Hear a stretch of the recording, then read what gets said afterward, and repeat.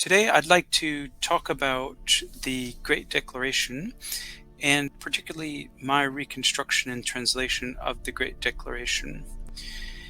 This is based on my fresh reading of the single manuscript in which it's preserved. This is called Parasinus Supplement, grec 464.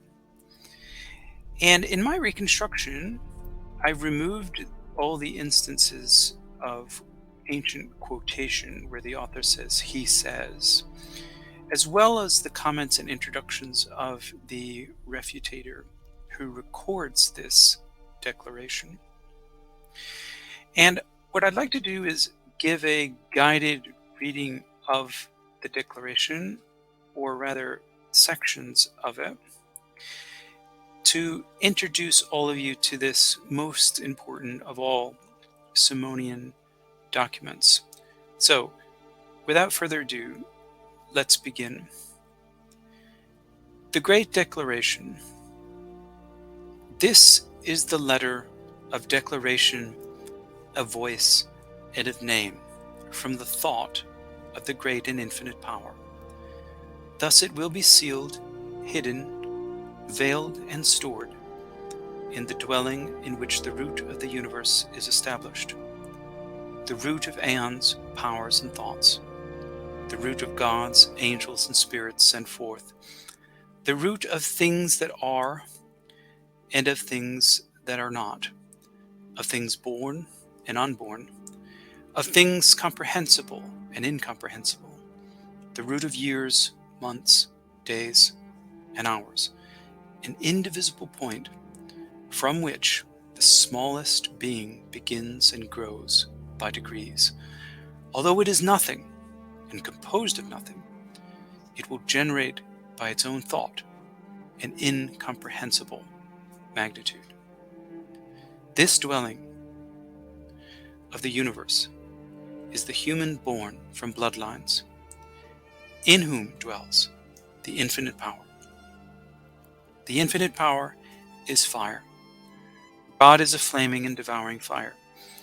Fire is not simple, as most people claim.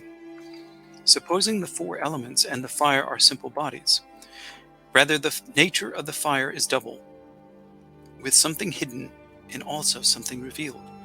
The hidden things are hidden in the manifest things of the fire, and the manifest things of the fire come about due to the hidden things. The manifest of the fire contains all in itself, whatever one can conceive or not among visible things, whereas the hidden contains everything intelligible and removed from sense perception. In general, one can say that the supercelestial fire is the treasury of all existing things, perceptible and intelligible, hidden and manifest, like the massive tree seen by Nebuchadnezzar in a dream that nourishes all flesh. The visible aspect of fire is the trunk, branches, leaves, and bark. All these are parts of the tree and are destroyed by the all-consuming flame of fire. But the fruit of the tree, if fully shaped according to its model and receiving its own form, is set in the storehouse. For the fruit grows to be set there, whereas the chaff, that is the trunk, is meant to be thrown into the fire, since it came to be for the sake of the fruit. This is what is written in Scripture: the vineyard of the Lord Sabaoth is the house of Israel, and a person of Judah is a beloved new shoot. If this person of Judah is a new shoot, it's proved that the tree is nothing other than the human being. Concerning distinction and separation, Scripture has adequately pronounced. Those fully made in the image are sufficiently instructed by what is said, all flesh is grass, and all the glory of flesh like a flower of grass, dried up, fallen. But the speech of the Lord remains forever. Now the speech is speech and word, born in the mouth of the Lord, and there's no other place of birth. This is the nature of the fire. All existing things, whether visible, invisible, soundable or sounding, numerable or numbers, are perfect intelligibles. Each of its infinitely many parts is conceived of as able to speak, think, and be active, exactly as Empedocles says. We behold earth from earth, water by water, ether by gleaming ether, fire by annihilating fire, affection by affection, in strife by baneful strife. For all the invisible parts of the fire have intelligence and a share in thought. And so the world that was born arose from unborn fire. It began to exist in the following way. From the principle of that fire, the born world took 6 primal roots of the principle of generation. These roots rose from the fire in pairs: mind and thought, voice and name, reasoning and conception. In these 6 roots is the entire infinite power in potentiality, not actuality. This infinite power is the one who stood and will stand. Whoever attains the likeness, while being in the 6 powers, will be in substance and potential and magnitude, in finished perfection, one and the same as the unborn and infinite power. This one will be in no way at all inferior to that unborn, unchanging, and infinite power, but whoever remains in potential, only in the 6 powers, not fully conformed to the model, vanishes away and is destroyed. It works just as the human mind's potential to learn grammar or geometry. If a potentiality acquires a technical skill, it becomes light for generated beings. If it does not acquire it, it's left as darkness and perishes. To you then I speak what I speak and write what I write, this very writing. There are 2 offshoots of all the aeons, having neither beginning nor end. They are from a single root or power, namely invisible and incomprehensible silence. One of these appears above, a great power, mind of the universe, pervading all things and male. The other is below, thought, magnificent, female, who generates all things. Hence they correspond to each other and form a pair. In the intervening space is an immeasurable expanse of air, which has neither beginning nor end. In this air the Father upholds all things and nourishes those who have beginning and end. He is the one who stood, stands, and who will stand. This one is an androgynous power, as is right for the infinite pre-existing power, having neither beginning nor end, existing in unity. From this power the thought in the unity came forth and became 2. The Father was one. Having her in himself, he was alone. Although he pre-existed, he's still not first. He became second when he appeared to himself from himself. Neither was he called Father before she called him Father. Since then, he advanced from himself and manifested to himself his own thought. Thought who appeared did not make him.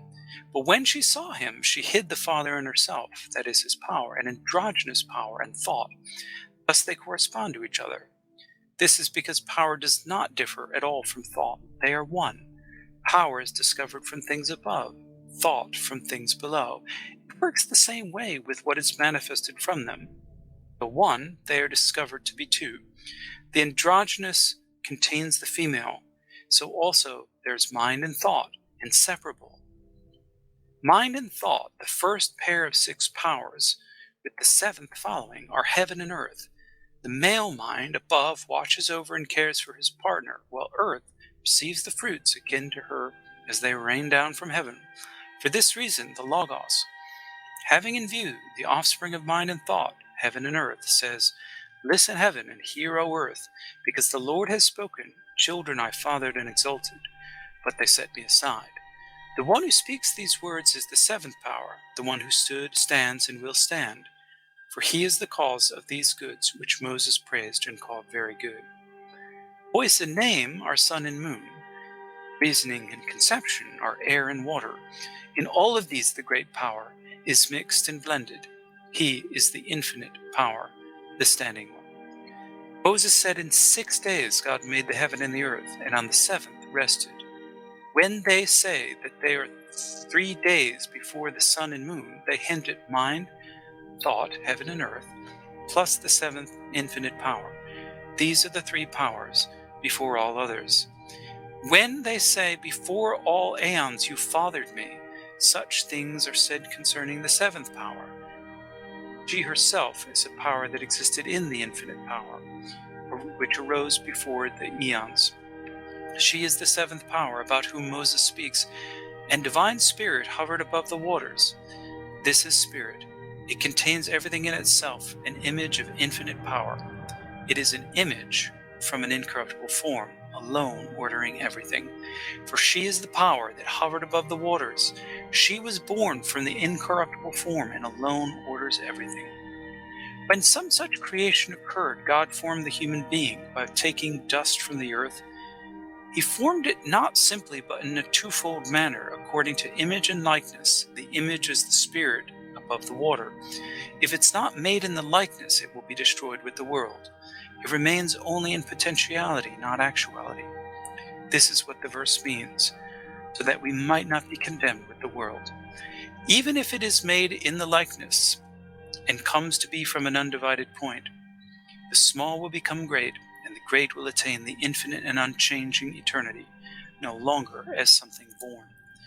How then, and in what way, does God form the human being? In paradise, for thus it seemed right. Paradise stands for the womb. Scripture teaches this when it says, I am the one forming you in the womb of your mother. Moses figuratively called the womb paradise, if it's right to believe the Logos. If God forms the human in the womb, that is, in paradise, let the womb signify paradise, and Eden the placenta, and the river flowing out of Eden the umbilical cord. This cord splits into 4 branches, for on each side of the cord there are 2 arteries extended, which serve as channels of breath, and 2 veins, which is channels of blood. When the cord flows from Eden, it is organically joined with the fetus at the epigastrium, or navel. Secondly, the 2 veins coursing along what are called the gates of the liver nourish the fetus as conveyors of blood brought from Eden, the placenta.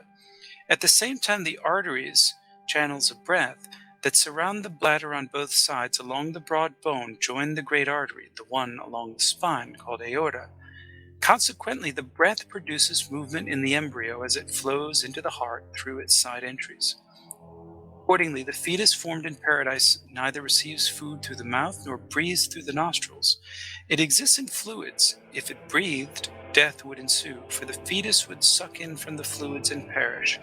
In point of fact, it's entirely bundled in what is called the amniotic membrane, and is nourished through the umbilical cord. It receives the substance of breath through the aorta running along the spine. Now the river flowing out of Eden is divided into 4 branches. These refer to the 4 sense faculties of the fetus: vision, hearing, smell, and taste. The child possesses only these senses while formed in paradise. This represents the law Moses laid down. In accordance with this law were the written books, as the titles reveal. The first is Genesis. It suffices for knowledge of the universe, for it signifies vision, into which one branch of the river is divided. The world was seen by vision.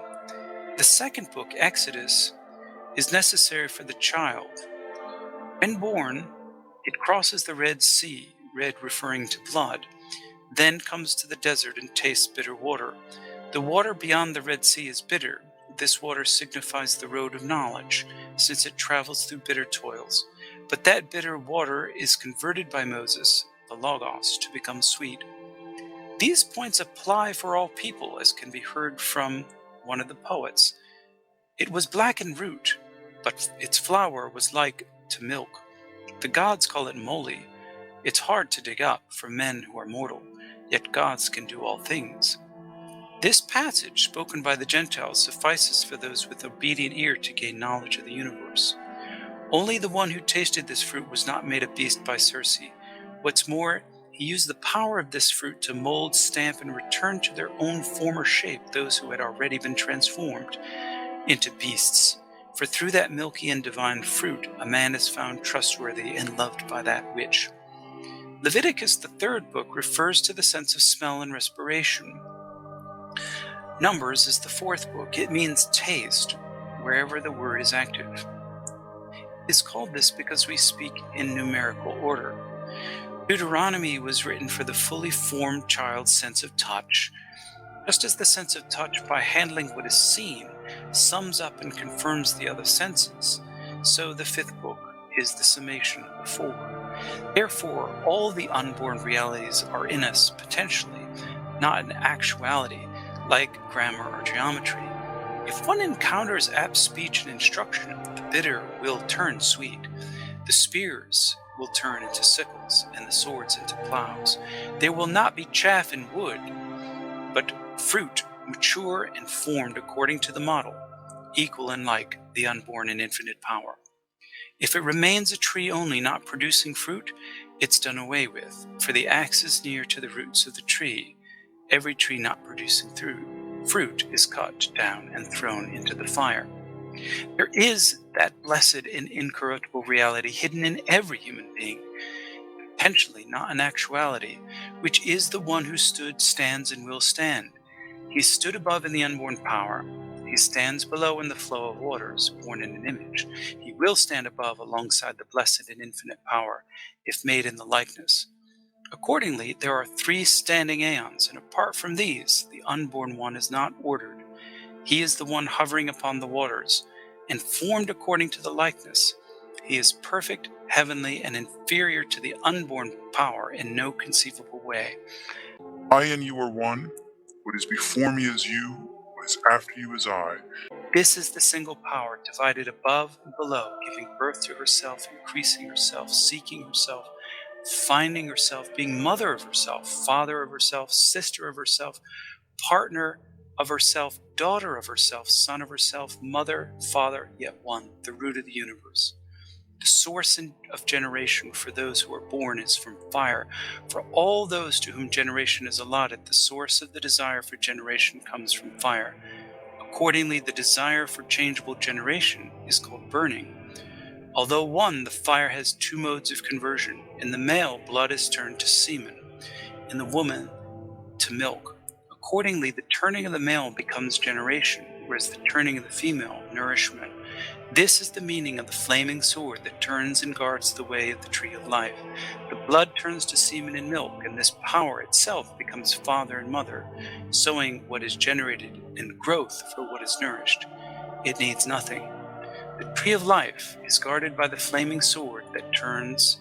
This flaming sword is the seventh power, self-derived, containing everything, and situated within the six powers. If the flaming sword is not turned, that good tree will be corrupted and destroyed. But if the fire turns into semen and milk, the one situated in these potentially, when he encounters that speech and the place of the Lord in which speech is born, will be vastly enlarged and grow. Though beginning as from the tiniest spark, he will become an infinite and unchanging power in an unchanging eternity, no longer born in the finite world. One is born and able to suffer when in potentiality, but passionless from birth when formed according to the likeness.